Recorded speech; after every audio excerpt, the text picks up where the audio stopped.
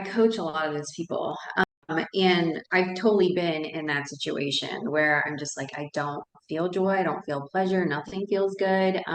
And it's absolutely practice. Some days it's going to feel great. Some days it's going to feel like ultimate hell because trying to you're trying to ride a bike that you've already ridden two-wheeled bikes and now all of a sudden you're riding a unicycle. So your body's going to be like, what's happening, right? So it's going to take time to adjust, like to do this ultimate feat, this ultimate skill of riding a unicycle is just like learning French. It's just like learning any IV insertion, right? It's like ultimately just practice over and over.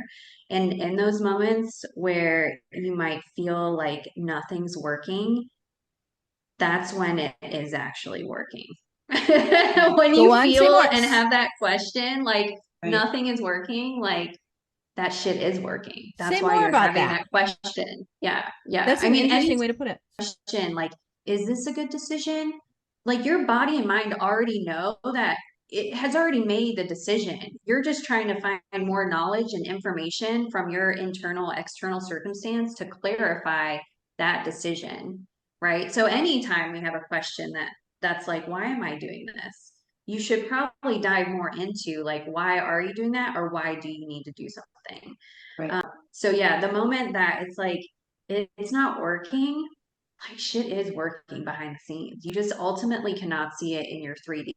It is probably happening in the 5D because that's why you're having that question. That's why you're having that Right. insight from like Gus, wherever, I George. might be totally full of shit when I say this, but when you just said that, I love that you said, well, it's almost like analysis does not happen when you're really depressed and sad and suicidal feeling or insomnia, like any of the mood disorders, anxiety, depression, whatever, any kind of high stress, excitotoxic kind of mood or emotion does not allow for analysis.